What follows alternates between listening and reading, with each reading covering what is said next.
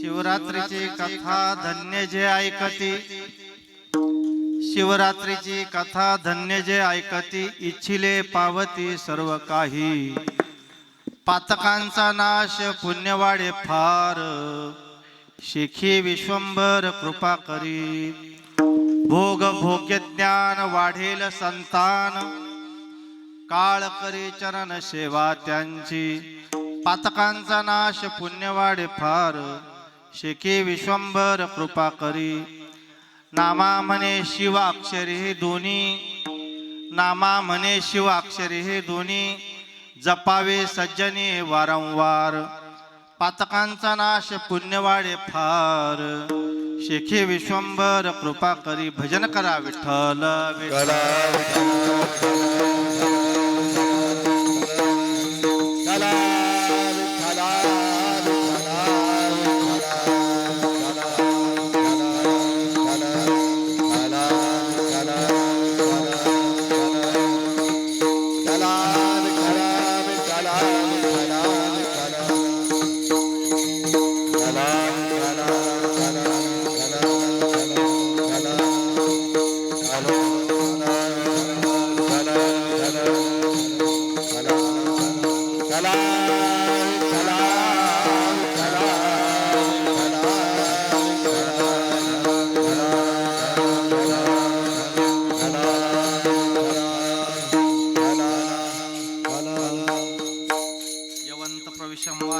प्रशुस्ताम संजीवयत्यखिल शक्तिधर स्वधाम्नाम. अन्यांशास्त चरण श्रवणत्व घादिनी. प्राणा नमो भगवते पुरुषाय तुभ्यं. अतुलित बलधाम हेम शैलाभजहं. धनोजवन कृशानं ज्ञानिनाम अग्रगण्यं. सकल गुण निधानं वानरानामधीशं.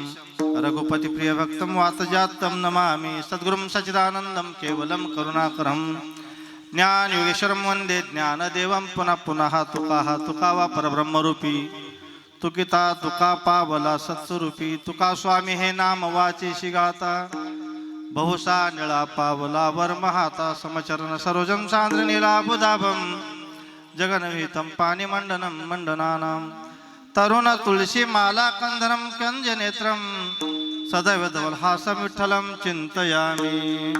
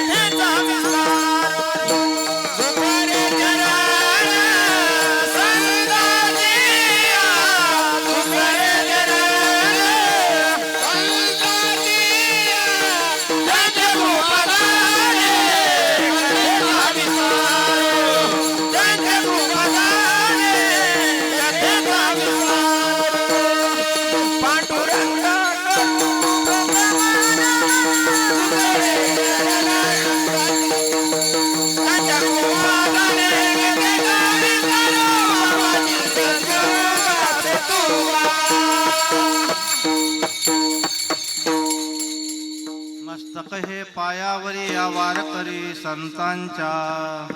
ओम नमो शिवा आधी. ओम नमो शिवा आधी. ओम नमो शिवा आधी. ओम नमो शिवा आधी.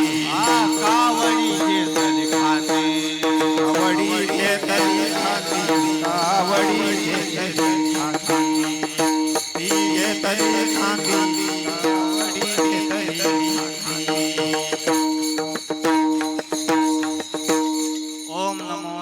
आधी कावडी घेतली खांदी, मिळविली संतमंदी. संत चरण रेणू वंदिरे, शिवनाम शीतळमुखी सेविपा कापडिया रे. जयांची केली स्मरण, होय सकळ विद्येंचे अधिकरण. तेचे बंधू श्रीचरण श्री गुरूंचे ते नमस्कार होणी आता आता अभिनव वाग्विलासिनी जे चातुर्यार्थ कला कामिनी ते शारदा विश्वमोहिनी वंदिली मिया प्रस्तुत प्रसंगी प्राप्त स्थळी कीर्तनरूपी सेवेकरता निवडलेला अभंग अकारण करुण वर्णालय भक्त वांछात कल्पतरू प्रगल्भ ज्ञान संपन्न पांडुरंग परमात्म्याचे निश्चिम भक्त लढवाळ भक्त संत शिरोमणी नामदेव महाराज यांचा 4 चरणाचा महाशिवरात्री निमित्ताने भगवान शंकराचं स्तुती वर्णन करणारा अभंग सेवेसाठी निवडलेला आहे. विठ्ठल विठ्ठल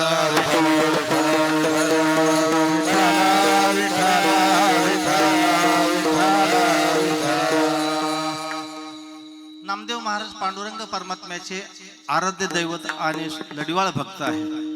पण श्रीगुरूंची कृपा झाली मग भगवान शंकराची सुद्धा त्यांनी स्तुती केली. त्र्यंबकनगरीची सुद्धा त्यांनी स्तुती आणि वर्णन केलं. जोपर्यंत श्रीगुरूंची कृपा आशीर्वाद नव्हता तोपर्यंत फक्त पांडुरंग परमात्म्याशीच निगडीत होते. श्रीगुरूंची कृपा झाली मग हरी आणि हर हे द्वैत गेलं. अद्वैत भक्तीमध्ये ते उतरले आणि हरिहरा नाही भेद या रूपामध्ये त्यांनी भगवान शंकराची स्तुती केली.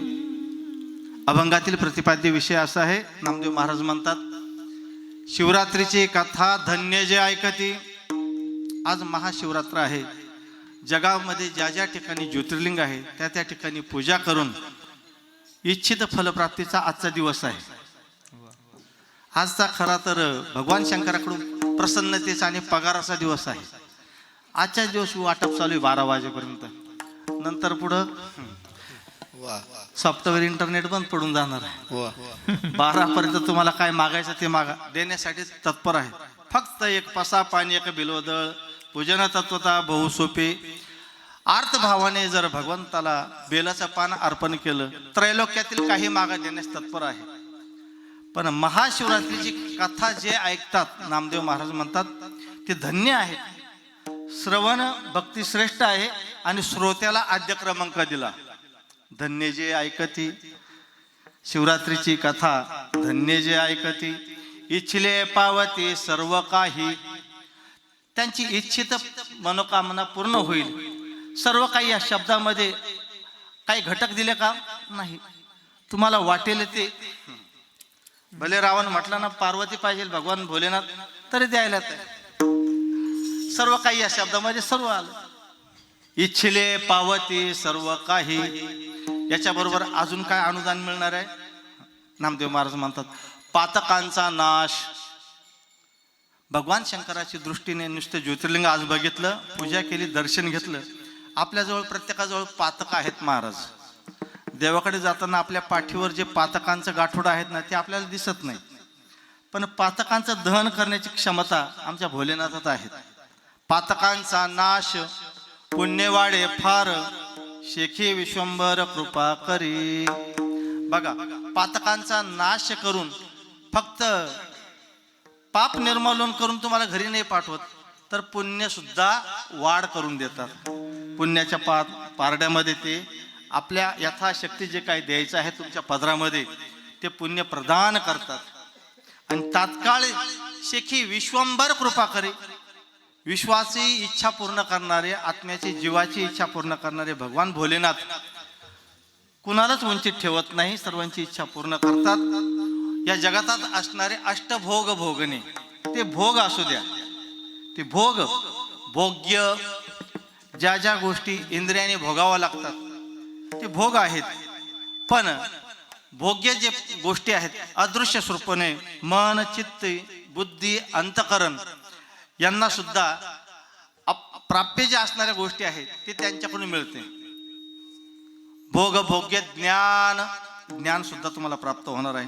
वाढेल संतान. संतान वाढण्याची सुद्धा शाश्वती भोलेनाथांकडे आहे असे नामदेव महाराज म्हणतात. आणि काळ करे चरण सेवा त्यांची.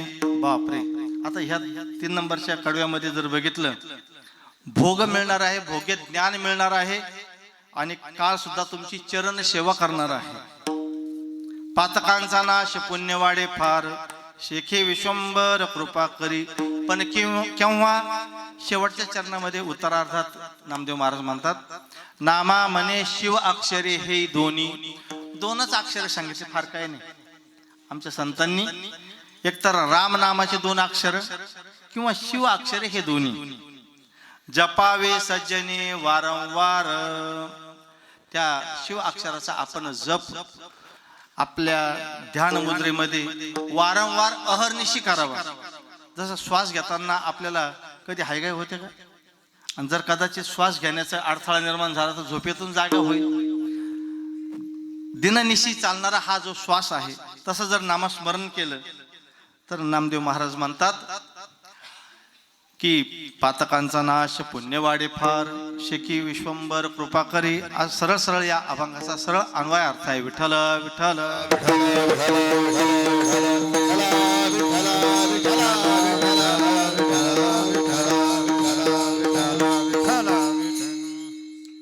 येवला तालुक्यातील आदर्श असणारे सोमठाणा देश या गावामध्ये दरवर्षी सालाबादप्रमाणे याही वर्षी संपन्न होणारा महाशिवरात्रीचा कार्यक्रम हा 7 तपोपूर्ती करून 8व्या तपोपूर्तीकडे वाटचाल करीत आहे. 8व्या तपोपूर्तीला पदार्पण केलेलं आहे. 7 तपोपूर्ती झाली. किती झाली? 7 तप झाली. म्हणजे वर्ष क्रमांक आता 85 81 का 81 वर्ष झाली. बऱ्याच कालापासून चालत आलेली महाशिवरात्रीचा उत्सव या ठिकाणी संपन्न होत आहे. दिवसभर भाविकांची शिवभक्तांची गर्दी असते आणि ज्यांनी आज फराळाचा कार्यक्रम या ठिकाणी आयोजित केलेला आहे ते हरिभक्त परायण सोपान पांडुरंग कदम, श्री हरी पंढरीनाथ कदम यांनी ही प्रसाद रूपी सेवा या ठिकाणी सुपूर्द केली. फराळ दिलेल्या उपवासाच्या निमित्ताने. पण कार्यक्रमाचे किम निमित्ताने तुम्हाला सेवा माहिती आहे. या ठिकाणी नियोजित कार्यक्रम लीलाताई महाराज सावकार यांचा होता. पण मातोश्रींना काही अपरिहार्य वैद्यकीय त्या ऑपरेशन झाल्यानंतर आरामाची गरज आहे. मग त्यांना विश्रांतीसाठी थांबावं लागलं आणि तिचे असलेले मुलांकडून त्यांनी सेवा करून घ्यावी. आम्ही लेकरच आहोत. त्या मातोश्रींची भूमिका या ठिकाणी होती. पण त्या ठिकाणी येऊन लेकरांनी सेवा पार पाडावी. आईचे ऋण आहेत महाराज आणि आई वडिलांचे गुरुजनांचे ऋण फेडण्यासाठी कोणत्या तरी रूपाने या ठिकाणी उभा राहण्याचा योग आमचे सचिन भाऊ पिंपळे यांनी फोन केला. सांगितलं की या ठिकाणी सेवा तुम्हाला करावी लागेल महाराज. कैलासवासी हौशाबाई, कैलासवासी शांताबाई, कैलासवासी शिवराम खंडू पिंपळे यांच्या पुण्यस्मरणार्थ या ठिकाणी सेवा सुपूर्द करण्याचा योग आलेला आहे. महाशिवरात्रीची यथाविधी आपल्याला अवधी थोडा राहिलेला आहे आणि कथाभाग शिवरात्रीचा आपल्याला शांत चित्ताने श्रवण करावं जेणेकरून आपण श्रवण केल्यानंतर ती भक्ती शिवापर्यंत पोहोचली पाहिजे. विठ्ठल विठ्ठल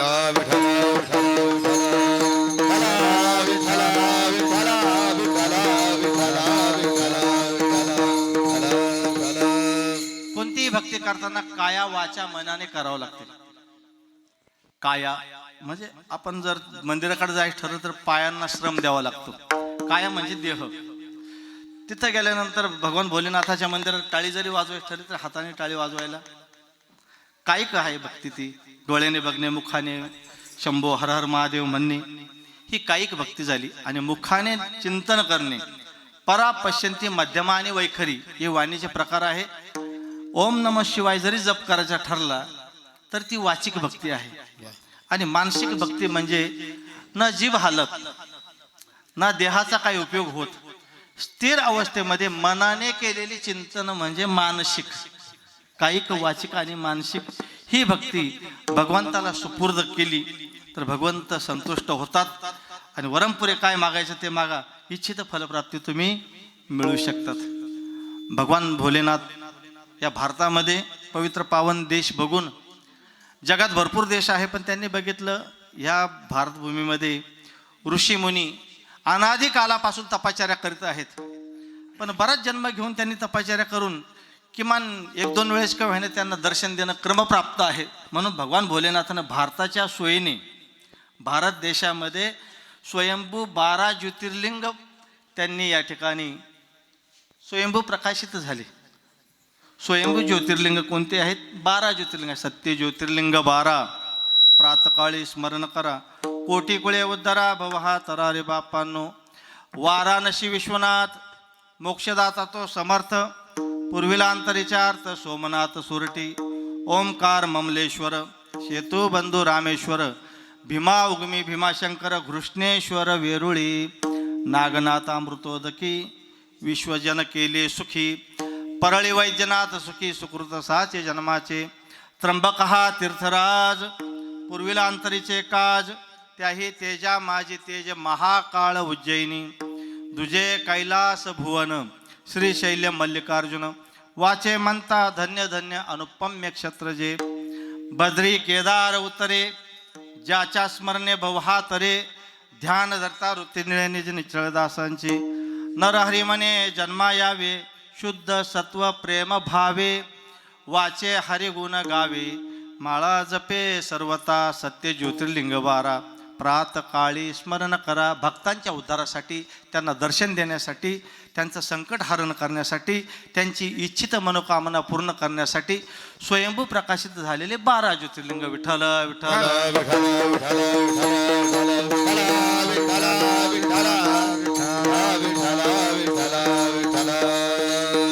हे स्वयंलिंग आहे.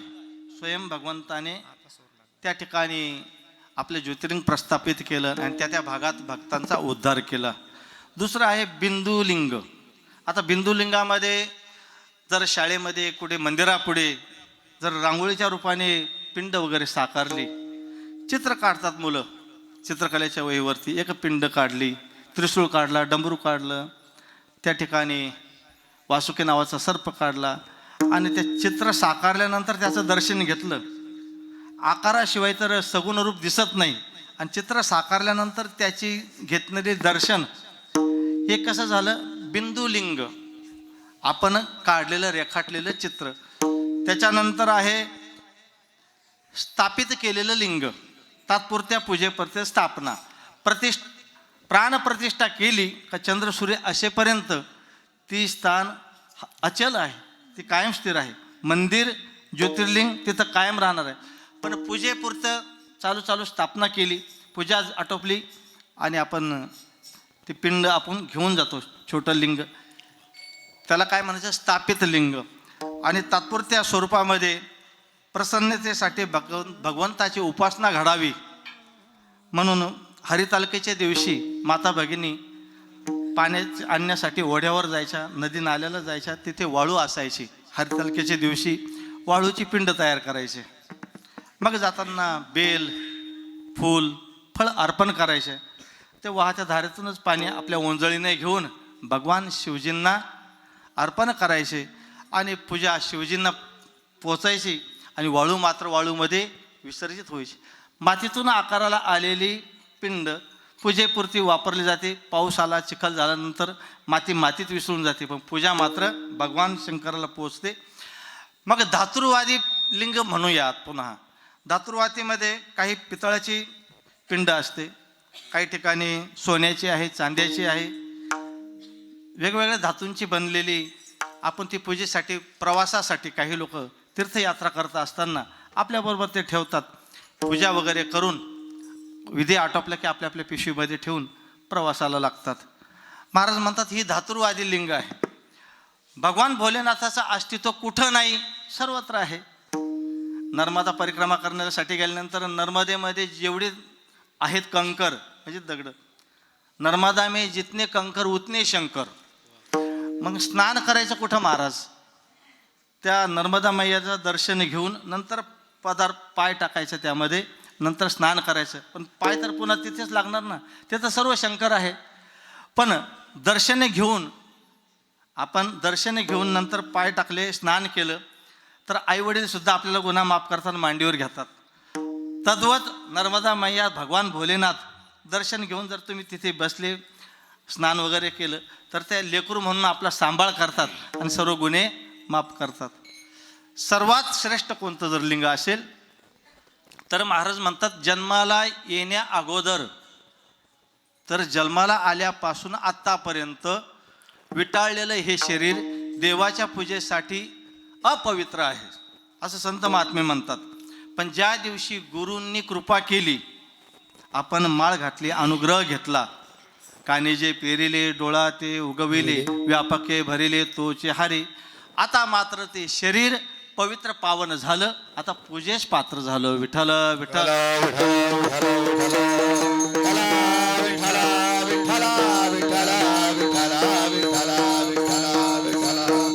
श्री गुरु आपल्या घरी आले, त्यांची पाद्य पूजा करायची प्रथा आपल्याकडे आहेत. अर्वाचीन प्राचीन परंपरा आहे. त्यांना पलंगावरती किंवा खुर्चीवरती पाटावरती बसवावं आणि जशी देवपूजा आपण देवाऱ्यापुढे करतो तसं ताटामध्ये पाणी घ्यावं, तांब्यावर पाणी घ्यावं आणि त्या ठिकाणी त्यांचे चरण प्रक्षाळणे आणि चरण धुतल्यानंतर त्या ठिकाणी गंध, अक्षदा, फुलं, पुष्प जे काही तुम्हाला समर्पण करता येईल ते करता येईल. पण संत महात्मे म्हणतात, श्री गुरूंच्या डाव्या पायाच्या अंगठ्यामध्ये गुरुलिंग आहे. श्री गुरूंच्या डाव्या पायाच्या अंगठ्यामध्ये गुरुलिंग आहे आणि त्यांना स्पर्श करून आपल्या नेत्रांना जर आपण स्पर्श केला तर कृपा कटाक्ष न्याहाळीतात, आपल्या पदी बसवितात आणि आपल्या जीवनातले असलेले आत्यंतिक दुःखांची निवृत्ती करून आपल्याला पारदर्शक असलेल्या परमानंद पदाची प्राप्ती करून देणारे गुरुलिंग आहे. विठ्ठल विठ्ठल.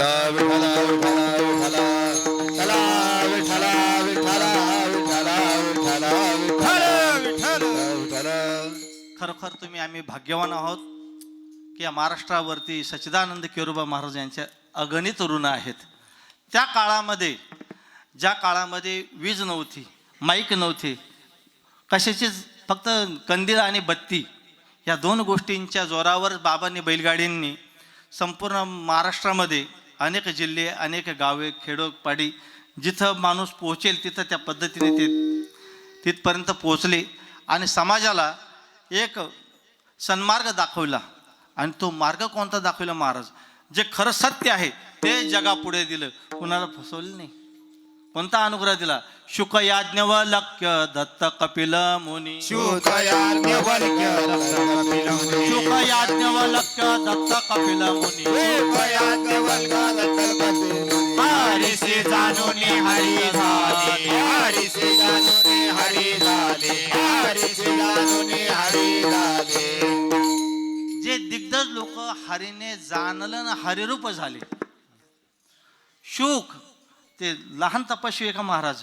शुकांनी भागवत सांगावं आणि परीक्षित राजाचा उद्धार करावा. शुक याज्ञवल्क्य दिग्गज तपस्वी महाराज आहे. दत्त कपिल मुनी, सगर राजांचा जो घोडा होता अश्वमेघ यज्ञाच्या वेळेस कपिल मुनींच्याच आश्रमात गेला होता आणि 60,000 मुलांची राख रांगोळी झाली होती महाराज अर्वाचे शब्दप्रयोग केल्यावर. ते कपिल मुनी हरीशी जाणून हरीचं झाले आणि तोच अनुग्रह त्यांच्यापर्यंत कसा बसा येऊन पोचला. आणि त्यांनी ज्यांना ज्यांना कनेक्शन दिलं लाईटचं, त्यांचं जीवनाचा उद्धार झाला, प्रकाशमान झालं आणि जीवनाचं सार्थक त्याच दिवशी झालं. श्री गुरूंच्या स्पर्शाने लोखंडरूपी देहाला स्पर्श झाला. श्री गुरु परिस्वरूपाने आहेत आणि या देहाचं सोनं झालं. विठ्ठल विठ्ठल.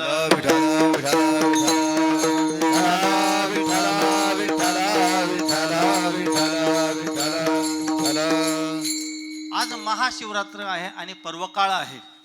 नामदेव महाराजांनी महाशिवरात्रीच्या निमित्ताने 55 अभंगाची रचना केलेली आहे. नामदेव महाराजांनी 55 अभंगाची रचना केली. त्यामध्ये या कथेतच हा 53 क्रमांकाचा अभंग आहे. नामदेव महाराजांच्या गाथेला शिवरात्रीचा महात्म्य सांगणारा 53 क्रमांकाचा हा अभंग आहे. लिंग पुराणामध्ये त्याची कथाभाग आलेली आहे. पार्वती माता भगवान भोलेनाथाला म्हणतात, का हो प्रभू, तुमच्या चरणाजवळ जागा मिळण्यासाठी, जन्ममृत्यू येरझार खंडन करण्यासाठी, अलौकिक सुखाच्या प्राप्तीसाठी भक्ताने अशी कोणती आराधना उपासना करावी की जे तुमच्या चरणाजवळ ठाव घेऊ शकतील. भगवान भोलेनाथ हसले. ते म्हटले, वा, जीवांना माझ्यापर्यंत येण्यासाठी रस्ता विचारते आहेत, मग माझा रस्ता सांगण्याचंच काम आहेत ना महाराज. भगवान भोलेनाथ हर्षयुक्त उमापती, भूते वेताळ नाचती, हर्षयुक्त उमापती. उमापती म्हणजे पार्वतीचे जे पतिराज आहे, हर्षयुक्त झाले. ते म्हटले, माझ्यापर्यंत येण्यासाठी उपासना वर्षभर सोमवार केले आणि महाशिवरात्री एक दिवस जर घडली समान आहे. 12 महिने सोमवार घडावे लागतील तेव्हा तो जीव शिवाशी ऐक्य होतो. आणि महाशिवरात्रीचा दिवस एका पारड्यात आहे. महाशिवरात्रीची उपासना घडली का तो मजपर्यंत येऊन पोहोचतो. जो मला मन इच्छित अर्थभावाने जो बेल फळ अर्पण करेल, तांबूल अक्षदा असतील, त्याची सर्व इच्छित मनोकामना मी पूर्ण करतो. त्या ठिकाणी नामदेव महाराजांनी अभंगाची रचना करताना विस्तृत अशी त्या ठिकाणी चर्चा केलेली आहे. नर्मदा मैयाच्या काठावर घनदाट जंगलामध्ये कांचीपूर नगर आणि सोमदत्त नावाचा एक राजा राहत होता. त्या राजाला 500 राण्या होत्या. किती?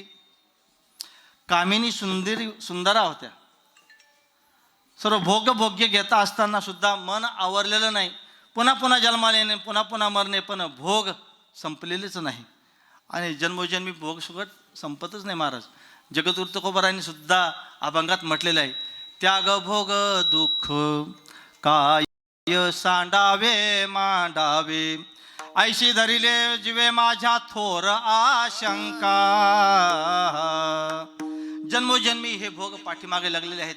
ते कर्माचे भोग असू द्या, वासनेचे भोग असू द्या, ते पाठलाग सोडतच नाही.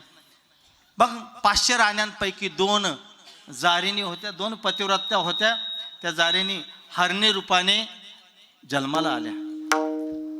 हा म्हटला 2 पतिव्रता होत्या, त्या हरणी रूपाने जर जन्माला आल्या, मग मी सुद्धा ध्यास कशाचा केला पाहिजे? हरणाचा. जडभरत राजाने हरणाचा ध्यास केला. जडभरत राजा हरणी गर्भा गेला, घाला तो घातला वासनेने. त्या सोमदत्त राजाची वासना गुंतली आणि तो त्या ठिकाणी हरण रूपाला जन्माला आला. त्या जंगलामध्ये 2 हरणी आणि तो त्या ठिकाणी एकत्र खेळीमेळीने राहू लागले. जी लहानी होती, वयाने धाकटी होती, तिला 2 पाडस होती, 2 गोडस पाडस होते. आणि मोठी जी होती ती गर्भवती होती. असा त्यांचा तो त्या ठिकाणी कार्यकाळ चाललेला. पण घडलं असं, इंद्र दरबारामध्ये बुतशेन नावाचा चाकर होता. कोण होता? बुतशेन नावाचा चाकर होता. त्याच्याकडे फक्त इंद्रदेवाची शयनगृहामध्ये स्वच्छता करून, टापटीप करून त्यांची व्यवस्था करणे. पूर्वीच्या राजदरबारामध्ये तसंच होतं.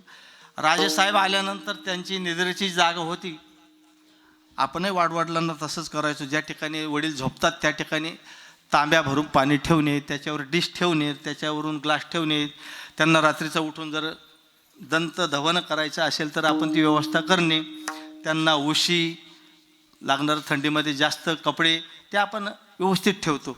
तसा हा भूतशेन असलेला चाकर इंद्र दरबारामध्ये सेवा करताना अंतर पडला आणि इंद्र क्रोधायमान झाला, राग आला.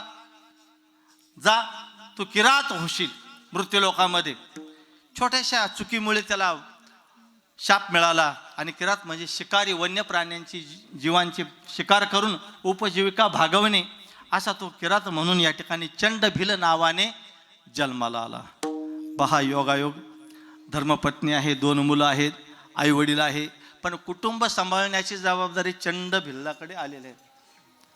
महाराज म्हणतात, तो एका दिवशी शिकारीला गेलेला आहे आणि शिकारीला ज्या दिवशी गेला तो दिवस आजचा आहे. सकाळपासून वनवन पायदळ तुडवत फिरत राहिला, पण शिकार कुठेच मिळाली नाही. काय करावं, हताश झाला. पोटामध्ये भूक मावत नव्हती. आज देवाला माझ्या पोटाची काही काळजी दिसत नाही वाटतं. आणि मला जर एवढी भूक लागलेली आहे तर डोळ्यापुढे माझ्या तिप्पट भूक आई वडील, पत्नी आणि मुलं माझ्या डोळ्यापुढे येत आहेत. कदाचित मी एखाद्या दिवशी उपाशी राहू शकतो, पण कुटुंबाची उदरभरण करण्याची जबाबदारी माझ्यावर आहे. ते पालन पोषणात मी अंतर पडतो की काय. आजचा दिवस कसा निघाला, कसा मावळा कळाला नाही. आज मला तर वाटत नाही शिकार मिळेल म्हणून. हताश होऊन सूर्य मावळतीला गेला. एका मैदानामध्ये आलेला आहे. त्या जंगलामध्ये पटांगणाच्या मैदानात आला. त्याने विचार केला, कदाचित या ठिकाणी वन्य प्राण्यांनी विष्ठा टाकलेली आहे, ज्या अर्थी इथे त्यांचा वावर आहे. साधा लोक वाघ सुटला, बिबट्या सुटला कशावरून? पायाचे मागुलाचे ठशावरून अंदाज घेतात. आमच्या रोफ्यातून, कांद्यातून, ओल्या ओफ्यातून गेलेला आहे, त्या ठशावरून अंदाज घेतात. तसाच त्यांनी चंडभिल्लाने अंदाज केला, इथं वावर आहे वन्य प्राण्यांचा, आणि थोडं 2 पावलं पुढे गेल्यानंतर सरोवर मिळालं.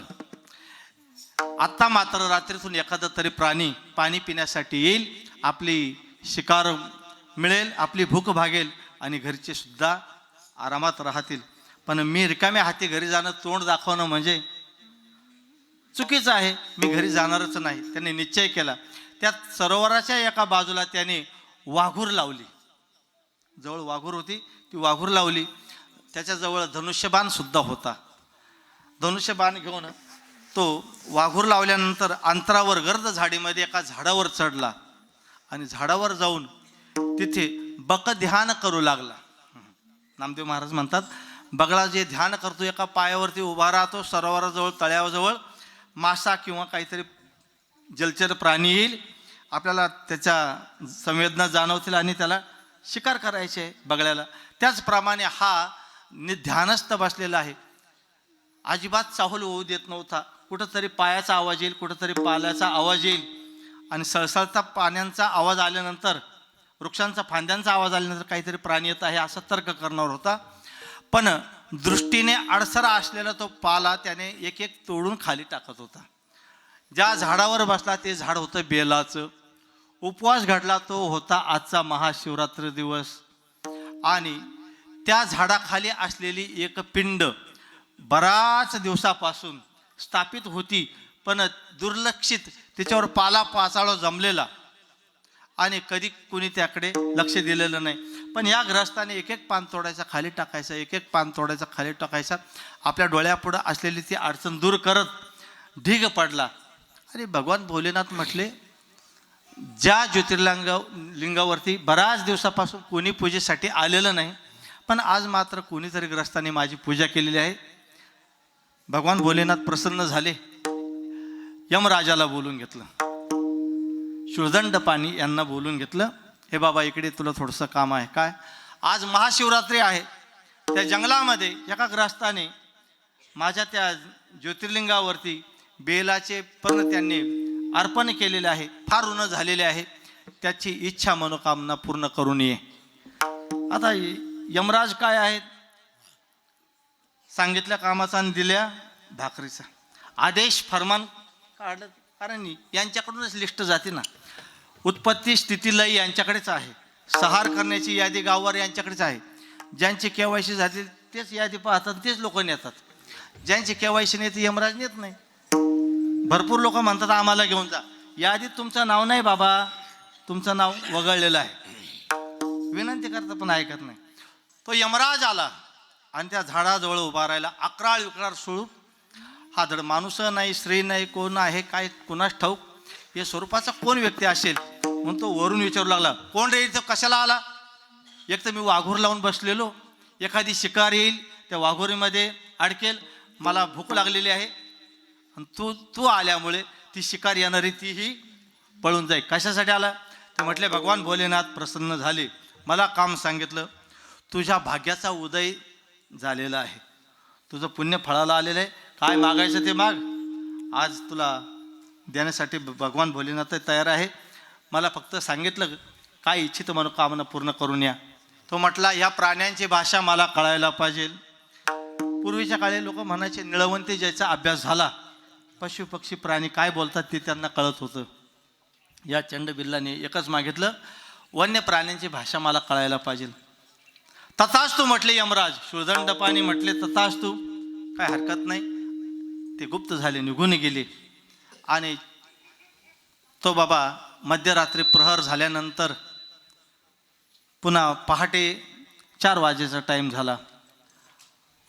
हे जे हरण बसलेलं होतं कळप त्यांचं एका ठिकाणी, त्या हरणाला तहान लागलेली आहे. दोन्ही पत्नींना म्हटला, हे बघा इथं आहे, सुरक्षित आहे, आता तांबडं फुटण्याची वेळ झाली, मला घशाला खूप कोरड पडलेली आहे, मी पाणी पिलो नाही तर जागणार नाही, कदाचित सूर्योदयालाच मी माझा देह ठेवण्याची शाश्वती शक्यता आहे, मी पाणी पिऊन येतो, तुम्ही लेकरं बाळा सांभाळून नीट व्यवस्थित राहा. म्हणून तो हरण निघाला. तहान पोटात मावेना, तृष्णा वैमेव जीर्णा, म्हणून धापा टाकत पळत सुटला. इतका भरधाव वेगाने पळत सुटला, कधी मी एकदा सरोवराजवळ जाईल आणि घटाघटा पाणी पिऊन माझी तहान भागवेल अशा ईर्षेने तो पळत सुटला. पळत सुटत असताना नामदेव महाराज म्हणतात त्याला वाघूर सुद्धा दिसली नाही. आणि अचानक तो जिथे वाघूर होती त्यामध्ये गुंतला आणि तो हातपाय फोडू लागला आणि जमिनीवरती धारातीर्थ कोसळला. टाहो फोडू लागला. त्यांना मैत्रीची जी होती अपेक्षा, कोणीतरी मला सोडवायला या, असा त्याचा आवाज त्यांच्या धर्मपत्नीच्या त्या हरणांच्या कानावर गेल्यानंतर ती 2 पिलं असलेली, 2 पाडसं असलेली जी धाकटी होती ती म्हटली, तू आता यांच्याकडे लक्ष ठेव, तू गर्भवती आहे, इथं राहा, माझ्या पाडसांकडे लक्ष ठेव. आपल्या पतिराजांचा आवाज येतो आहे, मी जरा बघून येते काय झालं काय नाही, ती संकटात आहे. म्हणून ती चालत चालत आली. तोपर्यंत हा चंडभिल झाडावरून खाली उतरला आणि झाडाच्या आडोशाला राहून धनुष्य बाण लावला. त्या धनुष्यावर प्रत्यंचा चढवला आणि बाण मागं ओढणार तितक्यात ती हरीण तिथं आली. पतिराज, तुम्ही तर पाणी पिण्यासाठी आले नाही, इथं कसे गुंतून पडले? ही वेळ तर वाघूर लावण्याची शिकारीची नाही, सूर्योदय ते सूर्यास्त ही आपल्याला प्राण्यांना भीती आहे. शिकारीची भीती कधी आहे प्राण्यांना? दिवस उगल्यापासून तर दिवस मावळे पण. पण हा अपरात्रीने ऐन वेळेस, अशा वेळेस प्रसंगात तुम्ही कसं काय गुंतलात? तिने मान टाकली त्यांच्यावर, आक्रोश करू लागले, रडू लागली. पतिराज, काय तुमचं या ठिकाणी अंत ओढवलं काय मला असं वाटतं आहे. तो म्हटलं, मला कोणीतरी सोडवा, मला खूप तहान लागलेली आहे. या ईर्षेने आलो पण तहान बाजूलाच राहून गेली, पाणी तर मिळालं नाही, पण मी ती या ठिकाणी आकांत करतो आहे. ती बोलत होती, कदाचित जो तुम्हाला आता मारेल ना त्याच्या मी विनंती करेल, त्याच्या पाया पडेल, बाबा मला मार, माझा प्राण घे, पण माझ्या पतीला तू या संकटातून सोडव, कृपा कर. आणि मला जर तू मारलं तर पती जिवंत असताना मला अहेव सुख प्राप्त होईल, मी पतीच्या अगोदर जाण्यासाठी पात्र होईल. तो चंडभिल त्याने धनुष्य बाजूला केला, आपल्या बगलात घातला हातातून. हे वन्य प्राणी एवढी कशी प्रेमाची भाषा करतात? आम्ही माणसं असून आम्हाला दया नाही. आणि तो शिकारी होता, त्याला अजिबात दया नव्हती, तो निर्दयी होता. आणि हे प्राणी असून यांचं संभाषण त्याला कळू लागलं, त्याला वर मिळालेलं होता, प्राण्यांची भाषा कळेल. बराच वेळ झाला, ही गेली, का आली नाही? म्हणून जी घरी गर्भवती होती ती हळूवार पावलं टाकत आली. ती आल्यानंतर म्हणते, का ग, किती वेळ झाला, वाट बघत आहे, तुझे पाडस आता उपवाशी आहे, भुकेले आहे, व्याकुळ झालेले आहे. मी त्यांच्या पुढे जवळ आहे पण मी त्यांना दिसत नाही, कारण का त्यांना आईच पाहिजे स्तनपान करण्यासाठी. मी काय करणार आहे त्यांच्यासाठी? हे बघ, तू असं कर, आपले पती आता या ठिकाणी वाघुरीत अडकलेले आहेत, ते आता प्राणोत्क्रमणच करणार, शिकारीचं शिकार करणार, त्यांना बाण लावणार आणि प्राण तर ते आता घेणारच, जीव तर घेणारच. पण तू एक कर, काय, तुझे जे गोडस पाडस आहे ना त्यांना तू स्तनपान कर, आपला वृक्ष वंश वेल वाढव. काय सांगितलं? आपले वंश टिकला पाहिजे, परंपरा, तुझा त्यांना संगोपन कर, तुझी त्यांना गरज आहे. मी प्राणाची आहुती देते. मग मात्र तो हरण ज्या वाघुरीत गुंतलेला होता तो बोलू लागला, हे बघ, तू जर प्राण द्यायला निघाली, तुझ्याबरोबर गर्भामध्ये असलेला एक पाडस आहे, गर्भवतीने जर प्राण दिला आणि ते पातक झालं, मी कधी पिटू शकत नाही. मग त्या ठिकाणी दोघी उभ्या असताना मग त्या म्हणू लागल्या चंडभिल दादाला, शिकारी दादाला, दादा तुझ्या पाया पडते, आमच्या पतींना तू पाणी पिण्यासाठी तरी मोकळं कर, कारण जीव घेताना, प्राण घेताना, हत्या करताना किमान आधी तरी पाणी पाजलं पाहिजे. म्हणून तेव्हापासून जे लोक प्राण्यांची हत्या करतात ते काय करतात? आधी पाणी पाजतात. हे बाबा, माझं पाप नाही बरं काही, हे तुझ्या मालकाचं पाप आहे, माझं काम आहे तुला जीवदान देणं. जीवदान म्हणजे पाणी आधी पाजतात, नंतर जीव घेतात प्राण्यांची. या हरणाने त्या ठिकाणी भूमिका मांडलेली आहे की मला एकच इच्छा आहे की माझ्या घशात 2 घोट पाणी जावं, मग माझा देह गेला तरी चालेल. तेव्हापासून आपण घरातली व्यक्ती इहलोक सोडत असताना, माता पिता देह सोडत असताना जे अंकित दिवस आहे, पुत्रांनी तिथं राहावं आणि शिंपीने तरी त्यांना पाणी पाजावं. त्यांचा आत्मा सुखाने निघून जातो. मला शिभर का होईना पाणी मिळालं. याच ईर्षेने तिथे राहिले. या दोघी काय येईना म्हणून ते पाडस हळूहळू चालत आले. तेही सरोवराकडे आले आणि ते म्हणतात, तुम्ही इथे येऊन गप्पा मारतात, आम्ही तिकडे तुमची वाट बघतो. कदाचित वाघ सिंह येऊन आमची शिकार करून गेले असते तर आमचं सर्व उद्ध्वस्त झालं असतं, जीवन संपुष्ट. अरे बाबा, आम्ही इथं काही टाइमपास करण्यासाठी नाही थांबलो. हे तुझे वडील बघ वाघोरीमध्ये अडकलेले आहे, प्रसंगात अडकलेले आहे.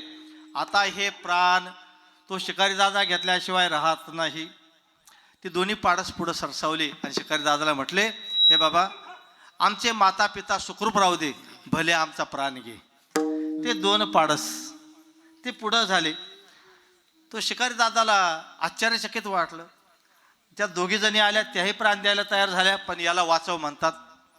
हे छोटे छोटे लेकरं पाडस दोन आले, तेही म्हणतात आमचा जीव घे, पण त्यांना पाणी पाज आणि त्यांना मोकळं करून दे, कारण आमचं कोवळं मांस तुला गोड लागेल, तुझी भूक भागेल.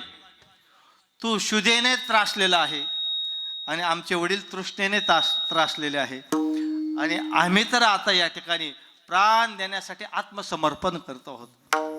आणि ज्यावेळेस आपण भगवंताला आत्मसमर्पण करतो ना, शरणागत होतो ना, देहाची पर्वा न करता, जगाचा विचार न करता जो आत्मसमर्पण करतो तोच भगवंताला प्राप्त होतो, तो भगवंताच्या सान्निध्यात जातो.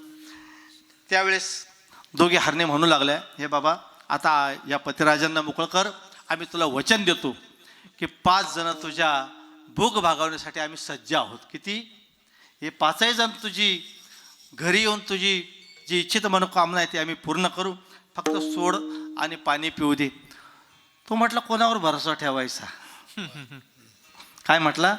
भरोसा कोणावर ठेवायचा? आत्तापर्यंत मला आलेले अनुभव, माझेच वचन दिलेले माझेच मला झाले नाही, तेव्हा तुम्ही तर वन्यजीव आहात. पण शेवटी वचन दिल्यामुळे त्या हरणाला त्या जाळ्यातून मोकळं केलं. तो पाणी पिला आणि त्या चंडभिल्लाला दया आली. तो म्हटला, हे बघा, मी आता कुणाचाच प्राण घेत नाही, तुम्ही आता आनंदाने स्वच्छंदाने जगा. आजचा दिवस माझ्या नशिबामध्ये भुकेनेच व्याकुळ झालेला होता आणि माझा परिवार भुकेनेच व्याकुळ झालेला आहे, पण आता माझी इच्छा शिकार करण्याची नाही. मग तो चंडभिला आपल्या घरी हळुवार पावलं घेऊन टाकत निघून आला. वाघुरे काढून घेतली, हाताश होऊन जड अंतकरणाने पावलं टाकत आला. ज्या दिशेने तो घरी आला त्याच दिशेने हे हरण, त्याच्या 2 पत्नी आणि 2 पाडस असे 5 जण त्या घरी आले आणि अंगणामध्ये येऊन उभे राहिले. हा घरी गेला, वाघूर टाकली कोपऱ्यात. पत्नी, आई वडील, मुलं म्हणू लागले, बाबा, काल सूर्योदयापासून तुम्ही गेले, रिकाम्या हाती परत आले, आम्हाला इतकी भूक लागलेली आहे, आता आम्ही मरणाच्या दाढेत अडकलेलो आहोत, तुम्हाला आमची काही कळवळा नाही का? सहज अंगणात बघितलं तर 5 हरणं उभी होती. ते म्हटले, अरे बाबा, आम्ही जर तुमच्या सार्थकी लागत असेल, जगाच्या कल्याणा, संतांच्या विभूती, देह कष्टवेती परोपकारी, आमचा देह जर परोपकारार्थ जर कारणी लागत असेल तर आमची तुम्ही हत्या करू शकतात, आमच्या देहाचा तुम्ही सदुपयोग करा. पण आता आम्ही जे दिलेलं वचन आहे ते पाळण्यासाठी इथपर्यंत आलो. कैलासामध्ये भगवान भोलेनाथ ते म्हणू लागले दूतांना म्हटले, अरे विमान काढा. पुष्पक विमानामध्ये ते 5 ज्यांनी आत्मसमर्पण केलेले आहे, देहाची पर्वा न करता, त्यांना तुम्ही विमानात घेऊन या. मग कैलासातून विमान निघालं आणि त्या ज्या ठिकाणी चंडभिल राहत होता त्या ठिकाणी विमान उतरलं आणि 5 हरणांना त्या शिवदूतांनी सांगितलं, तुम्हाला सदेह कैलासात नेण्यासाठी आम्ही आलो. हे बघत होता त्याचा सर्व परिवार, कोणाचा? चंडभिल्लाचे आई वडील, मुलं बघत होते. मग हे म्हटले, मी यांच्यावर दया केली म्हणून इथपर्यंत आले आणि विमान आलं, यांना न्याला, मला घेऊन टाळलं. ते म्हटले, नाही, तुम्ही अजून मायेत गुंतलेले आहात, कारण माझी पत्नी उपाशी आहे, आई वडील उपाशी आहे, लेकरं उपाशी आहे, त्यांचं कसं होईल, मलाच भूक लागली, माझं कसं होईल, यामध्ये तू गुंतलेला आहे. कोण? तो चंडभिल. आणि 5 हरणं काय म्हणतात, आज आमचं आत्मसमर्पण आहे. तुम्ही म्हटले अग्नीत उडी टाकायचा, अग्नीत उडी टाकून तुम्ही म्हटले तसं देह ठेवायचं ते देह ठेवू. आम्ही या ठिकाणी आसक्तीत विरहित राहिलेलो आहोत. मग त्यावेळेस शिवदूतांनी त्या हरणांना विमानात बसावलं आणि विमान निघणार त्यावेळेस ते चंड भिलून म्हणू लागला, बाबा शिवजींना एवढं विचारा माझा नंबर कधी आहे, मला कधी येता येईल. ते म्हटले आम्ही पुन्हा विमान घेऊन येऊ आणि निरोप सांगून देऊ तुम्हाला. हे हरणं सर्व कैलासाला गेली आणि त्या ठिकाणी भगवान भोलेनाथाने निरोप पाठवला, राहत्या घरीच तू आजच्या शिवरात्रीपासून तर पुढच्या शिवरात्रीपर्यंत शिव अक्षराचा तू जर जप केला तुलाही पुष्पक विमान येईल आणि तुझ्या परिवाराला सुद्धा आम्ही कैलासाला घेऊन जाऊ. अशी ही महाशिवरात्रीची कथा परम पवित्र पावन करणारी आहेत. नामदेव महाराज म्हणतात, प्रजेने केलेलं पाप राजाला भोगावं लागतं. प्रजेने केलेलं पाप राजा भोगतो, स्त्रीनं केलेलं पाप पती भोगतात. म्हणजे माणसाला ऑप्शनच ठेवलं नाही. आपण जर पातक केलं तर आपल्यालाच भोगायचं आहे, पण स्त्रीने जर पातक केलं तर पतीला भोगावं लागतं. आणि शिष्याने केलेलं पातक गुरुला भोगावं लागतं. विठ्ठल विठ्ठल विठ्ठल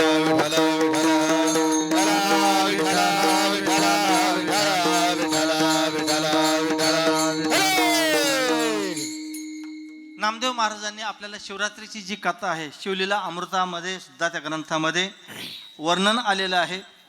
अशी जी कथा ज्यांनी ज्यांनी आता न झोप घेता, चित्त आपलं घरी न जाऊ देता, मन भरकटत न ठेवता एकांत चित्ताने जर भगवान शंकराची जी शिवरात्रीची महात्म्याची कथा ज्यांनी ऐकलेली आहे त्यांना धन्यता देतात.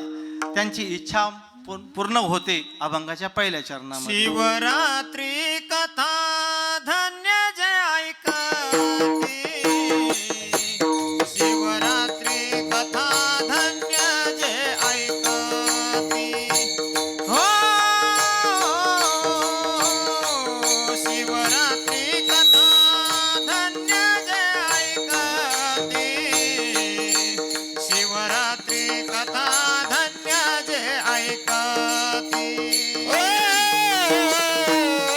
शिवरात्री कथा धन्य जे ऐकते,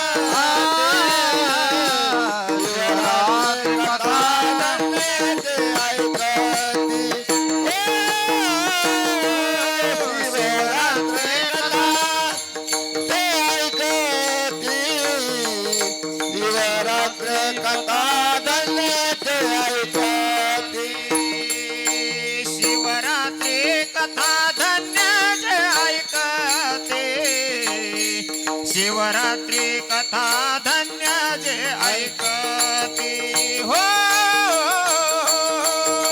शिवरात्री कथा धन्य जे ऐकते, शिवरात्री कथा धन्य जे ऐकते. शिवरात्री कथा धन्य जे ऐकते,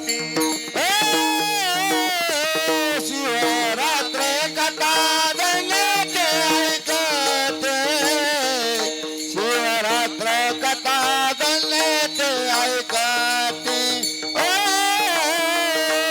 शिवरात्र कथा ऐकते, शिवरात्र कथा धन्यते ऐकते. इच्छिले पावती सर्व काही, इच्छिले पावती सर्व काही,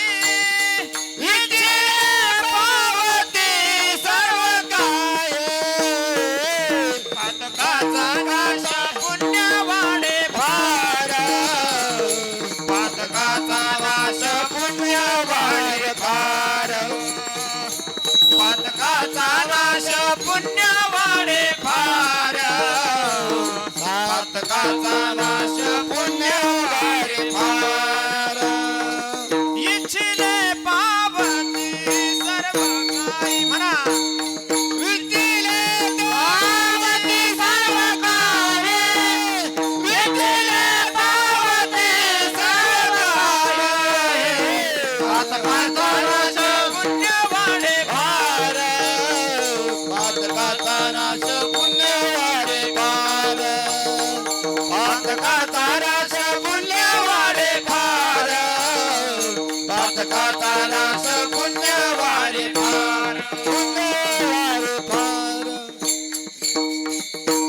शिवरात्रीची कथा धन्य जे ऐकती, इच्छिले पावते सर्व काही. तुम्ही जी काही इच्छा कराल, जी जी इच्छा करी प्राणी ते ते चक्र प्राणी.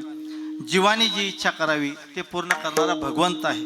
विश्वंभर का नाव दिलं भगवंताचं? सर्वांचं उदरभरण करणारा भगवंत आहे म्हणून विश्वंभर म्हणतात. जगज्जीवन का म्हणतात? सर्वांची तहान जाणणार आहे म्हणून जगज्जीवन म्हणतात. जीव जगत आणि जगदीश्वर या संपूर्ण विश्वामध्ये भरलेला आहे. भगवान शंकराचं स्वरूप कसं आहे तर कैलास सुद्धा पांढरं शुभ्रच आहे. राहण्याचं ठिकाण कसं आहे? पांढरं शुभ्र आहे. वाहन नंदी तोही पांढरा शुभ्र आहे. उठविला नंदी शिवाचा तो ढवळा. भगवान शंकराचं रंग वर्ण केलेला आहे. कर्पूर गौर भोळा नैनी विशाळ. कर्पूराच्या कापराच्या रंगासारखा भगवान शंकराचा रंग आहे. बरं, जटेतून जी गंगामाई वाहते ती सुद्धा कशी आहे? क्षीरसागरासारखे दुधासारखे आहे, शुभ्र आहे. आपण बाबा बर्फानी जर तिकडे गेले, ज्योतिर्लिंग बघितलं, बर्फाचीच साळुंक आहे. 7 फूट 5 फूट 3 फूट 2 फूट असा बर्फरूपानेच. आता हिमालयामध्ये जर बघितलं आपण, ज्या ठिकाणी भगवान भोलेनाथ तपश्चर्या करतात हिमालयामध्ये, गंगोत्री यमुनोत्री, बर्फाच्छादित झालेले पर्वत सर्व कसे आहे? पांढरे शुभ्रच आहे. गळ्यामध्ये वासुकी नावाचा सर्प सुद्धा कसा आहे? पांढरा शुभ्रच आहे. भगवान भोलेनाथाचं स्वरूप याच पद्धतीने आहे. समुद्र मंथनातून निघालेलं हलाहल विष कोणीतरी पिवा म्हणून त्या ठिकाणी पुकारना केली. देव एका बाजूने, राक्षस एका बाजूने. हलाहल विष वरती आलेलं आहे. कोण पिणार कोण पिणार? सर्व नाही म्हणायला लागले. कारण चांगला जर गोष्टीचा वाटा असेल तर लोक धावतात. पण हा वाटा कसा आहे? घेतल्यानंतर मरीचा वाटा आहे. कारण घेतल्यानंतर मरी त्याला अटळ आहे. मरण्याशिवाय पर्यायच नाही ना. औषध प्यायचं आहे, विष प्यायचं आहे. विष पिणे सोपं आहे का? तरी लोक क्रोधायमान झाले. क्रोध हा अग्नी असा आहे महाराज, आवरत नाही. राग आल्यानंतर लोक सुद्धा विष प्राशन करतात. पण ज्यांनी ज्यांनी घेतलं त्यांना आधी भेटावं, नंतर प्रयोग करावा. कारण घेतल्यानंतर काय काय त्रास होतो त्यांना विचारा. ज्यांनी घेतलं ते म्हणतात बाबा सर्व बाजूला सर्व मार्ग अवलंबा, पण ह्या रस्त्याने कोणी जाऊ नका. कारण स्वतः अनुभव आले अंगा, ते या जगात येत असे. भगवान शंकर पुढे गेले. ते म्हटले वा बाजूला, आणा हलाहल विष, मी पिऊन घेतो. ते म्हटले बरं झालं, कोणीतरी स्वीकारलेलं आहे, बरं वाटलं सर्वांना. भगवान भोलेनाथांनी हा विष हलाहल प्याला. महादेव. मग नीलकंठ हे नाम प्रसिद्ध झाले. त्यांचा कंठ कसा झाला? निळ्या रंगाचा कंठ. हलाहल विष प्राशन केल्यानंतर त्यांना स्वस्त वाटलं का हो? अंगाची दाहकता होऊ लागली. आणि ज्यांना त्रास होतो तो माणूस एक जागे बसत नाही. तो कोणाला तरी सल्ला विचारतो, याच्यावर काय उपाय करू? अंगाची दाहकता थांबेना, काय मार्ग करू? ऋषी मुनींकडे गेले, वैद्यराजांकडे गेले, धन्वंतरी मातेकडे गेले, सर्वांना विचारलं. कोणी सांगितलं आता ही अंगाची दाहकता कमी होईल, पण तुमच्या जटेतून गंगामाईला अवतीर्ण करा. ठीक आहे, जटेतून गंगामाई प्रवाहित झाली. ते म्हटले फक्त अंगावरून पाणी वाहत आहे, आग आतमध्ये होऊ राहिली. चर्म प्रक्षाळलेले वरचे वरी, दाहकता आतमध्ये आहे, ती शांत होत नाही. काय करावं? मग कोणी सांगितलं तुम्ही कंपाळी चंद्र धारण करा, शीतलता प्राप्त होईल. ते म्हणे कंपाळी चंद्र धारण करून बघितला, पण अंगाची शीतलता दाहकता कमी होत नाही. मग कोणी सांगितलं वासुकी नावाचा सर्प गळ्यामध्ये परिधान करा. मग त्यांनी भगवान भोलेनाथांनी सर्प सुद्धा थंडगार असतो बरं का सर्प, तो गळ्यामध्ये परिधान केला, पण अंगाची दाहकता कमी झाली नाही. अनेक नानाविध प्रयोग त्यांनी केले, पण शेवटी रामनामाने शीतल झालेला महादेव आहे. आणि त्या रामनामाने भगवान शंकर शिवाची विष्णूची आराधना करतात आणि विष्णू शिव शिव करतात. विठ्ठल विठ्ठल विठ्ठल विठ्ठल विठ्ठल विठ्ठल विठ्ठल विठ्ठल विठ्ठल विठ्ठल भजन करी महादेव भजन करी महादेव भजन करी महादेव भजन करी महादेव राम पूज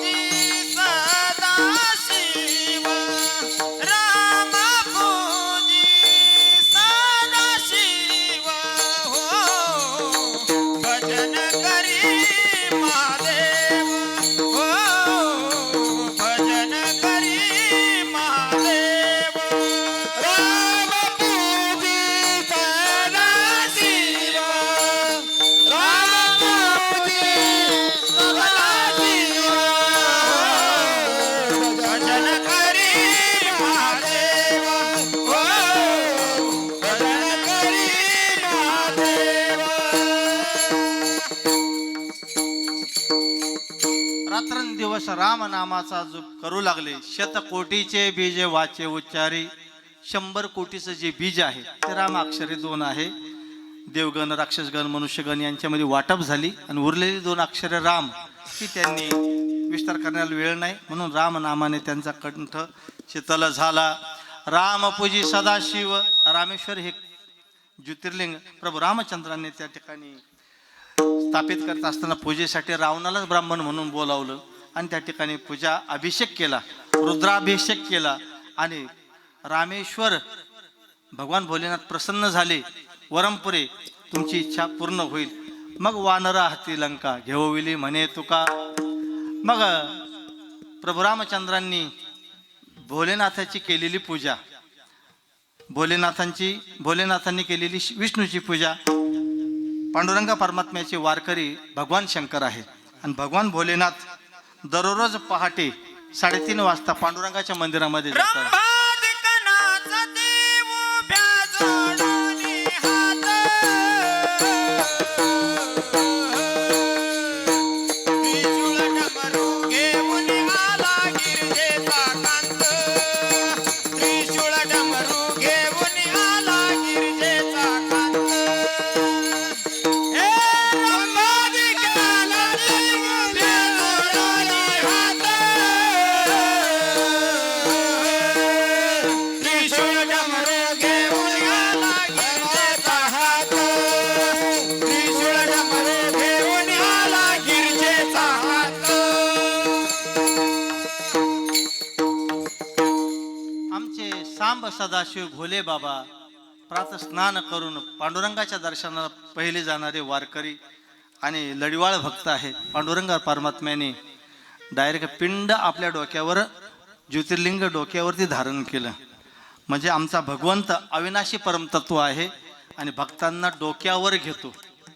बरेच दिवस गेले, रुक्मिणीशी चर्चा केली. देव म्हटलं, रुक्मिणी भगवान भोलेनाथाला मी डोक्यावर घेतलेलं आहे, पण आता ते येतात, दर्शन घेऊन निघून जातात. माझी इच्छा आहे त्यांना खांद्यावर घ्यावं. मग भोलेनाथच पुन्हा निवृत्ती दादा रूपाने आपेगाव या ठिकाणी उदयास आले. निवृत्ती, ज्ञानदेव, सोपान, मुक्ताबाई. निवृत्ती दादा हे भगवान शंकराचे अवतार आहे. माऊली सदाशिवाचा अवतार स्वामी निवृत्ती दातार. स्वामी निवृत्ती दातार. स्वामी निवृत्ती दातार. सदाशिवाचा अवतार स्वामी निवृत्ती दातार. स्वामी निवृत्ती दातार. स्वामी निवृत्ती दातार.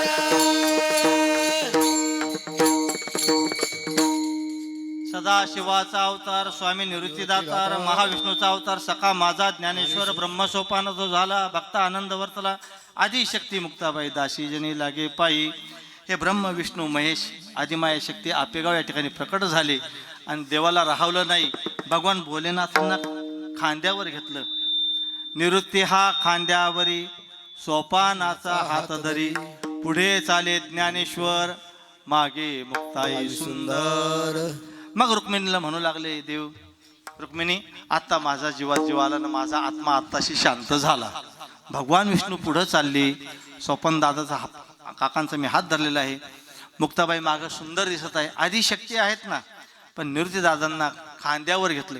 तसा नियम जर व्यवहारात बघितला तर लहान्या मुलाला खांद्यावर घ्यावं, मोठ्याला पुढं चालावं. बरोबर, जाणते लेकरू माता लागे दूर धरू. आणि जे जाणतं झालं का, आणि जे पेतं आहे त्याला मांडीवर घेते, त्याचा लढाव पुरवते, आणि जे जाणतं झालं त्याला दूर करते. तसं देवाने सुद्धा काय करायला पाहिजे होतं, जे लहान आहे त्याला खांद्यावर घ्यायला पाहिजे होतं. पण इच्छा काय प्रकट केली होती, भगवान भोलेनाथांची पिंड मी जर डोक्यावर घेतली, आता मला भगवान भोलेनाथांना खांद्यावर घ्यायचं आहे. म्हणून निवृत्ती हा खांद्यावरी, निवृत्ती दादांना खांद्यावर घेतलं. भगवान भोलेनाथांना प्रसन्न करायचे अनेक मार्ग सांगितलेले आहे महाराज. घरगुती उपाय 4 उपाय सांगतो, म्हणजे तुमच्या लक्षात येईल. अग्नीशी संतोष एकादशीत, चंद्राशी संतोष एकादशीत, विष्णूशी संतोष एकादशीत, रुद्राशी संतोष एकादशीत. शब्द कसे आहेत एकादशी मध्ये? पण सर्वांची एकादशी उपवास नाही बर का. अर्थ बघा, अग्नीशी संतोष एकादशीत. पाकसिद्धी स्वयंपाक करत असताना अग्नी आपण प्रज्वलित करतो आणि त्या चुलीवरती किंवा त्या ठिकाणी जे भात शिजतो, खिचडी शिजते, शिजली का नाही बघायचं आपल्याला. भात सर्व शीत चापता का? किती? एकच शीत. म्हणून एक जे शिजला की नाही पाहण्यासाठी घेतलं ना, ते शीत हातात घेतल्यानंतर अग्नीत टाका. अग्नी प्रसन्न होतो, तुम्हाला आशीर्वाद मिळतो. अग्नीशी संतोष एकादशीत. जास्त शीत नका टाकू, एखाद शीत. अग्नीशी संतोष एकादशीत, चंद्राशी संतोष एकादशीत. चंद्र चतुर्थीचा चंद्र आहे आणि आपल्या कपड्याचं संपूर्ण कपड्याची चिंदी नाही फाडायची. एखादी दशी एक धागा, काय सांगितलं, त्या चंद्राला अर्पण करायची. चंद्राशी संतोष एकादशी, ही दशी आहे धागा. ते अर्पण केलं, हे बाबा हे जुनं घ्या आम्हाला नवं दे, तो बरोबर देतो ना महाराज. पण आपण करत नाही, पाहत नाही. बघितलं पाहिजे. काही लोक संकट चतुर्थी धरतात, उपवास धरतात, पण तो उगावला काही नाही माहिती नाही, पण घेतलं ओवळण झाला, उपवास सुटला. बाकीच्या बाया म्हटल्या का ते चंद्राला ओवळला, चंद्र निघाला ढगाच्या आड. बोलायला सगळे हुशार आहे महाराज, कोणी आपल्यावर शब्द घ्यायला तयार नाही. उपासना फलद्रूप होण्यासाठी महाराजांनी सांगितलेलं आहे. चंद्राशी संतोष एकादशीत. आता विष्णूशी संतोष एकादशीत. भगवान विष्णूला प्रसन्न करायचं असेल तर वर्षभराच्या 24 एकादशी, आणि असा अधिक महिना जर आला तर 2 वाढल्या म्हणजे 26 एकादशी. 24 किंवा 26 एकादशी व्रत आपण उपासना केली, भगवान विष्णू प्रसन्न होतात. नित्यनेम नामी ते प्राणी दुर्लभ, लक्ष्मी वल्लभ तया जवळी. लक्ष्मीचा पती प्रसन्न होतो. काय मागायचं ते माग बाबा म्हणतो. तुम्ही म्हणतच नाही तोपर्यंत पुन्हा पुन्हा विचारतो, काहीतरी म्हणशी, काही मागा, काहीतरी मागा म्हणतो भगवंत. विष्णूशी संतोष एकादशीत. आता शेवटचं राहिलं बरं का, रुद्राशी संतोष एकादशीत. आता रुद्र म्हणजे कोण? भगवान भोलेनाथ. भगवान शंकर जर प्रसन्न करायचं असेल एकादशीत म्हणजे 10 आणि 1 11. 10 आणि 1 11. शिवलीला अमृत ग्रंथातील 11वा अध्याय वाचल्याने भगवान शंकर प्रसन्न होतात. विठ्ठल विठ्ठल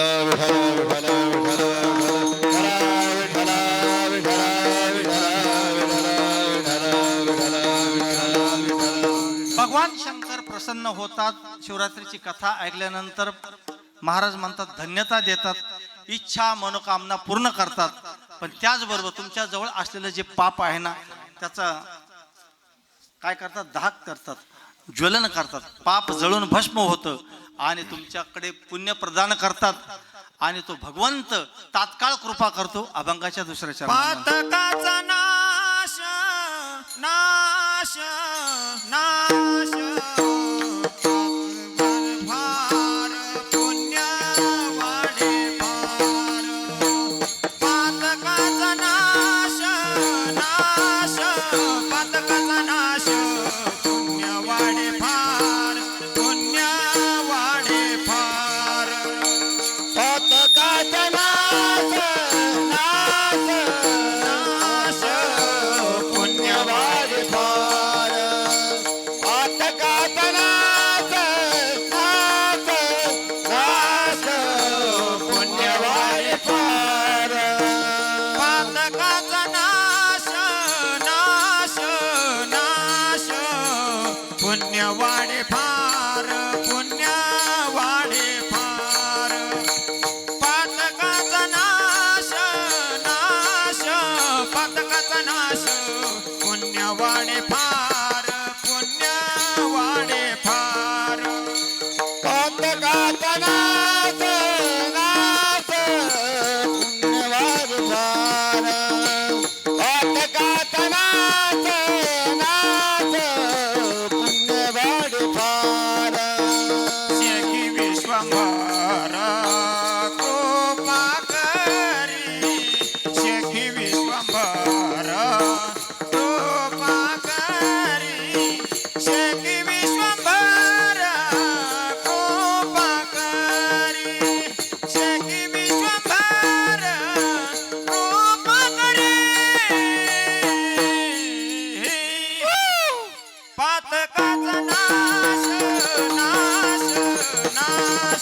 पुण्यवाडे फार पुण्यवाडे फार पातकाचा नाश नाश पातकाचा नाश पुण्यवाडे फार पुण्यवाडे फार जगे विश्वंभर कृपा केली जगे विश्वंभर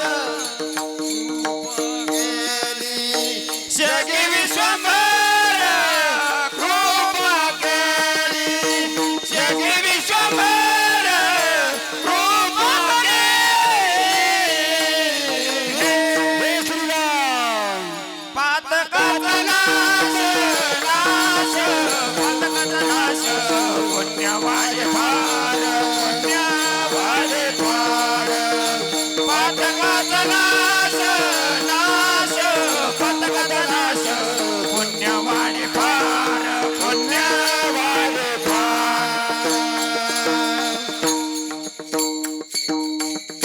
पातकाचा नाश पुण्यवाडे फार शेके विश्वंभर कृपा करे.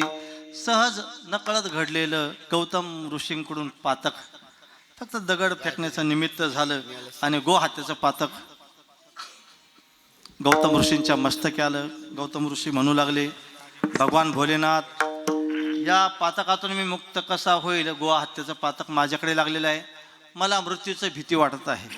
मग साक्षात भगवान शंकर प्रसन्न झाले. गौतम ऋषी, काळजी करू नका, तुम्हाला एक मंत्र देतो आणि मृत्यूवर तुम्ही विजय मिळवा. ओम त्र्यंबकम यजाम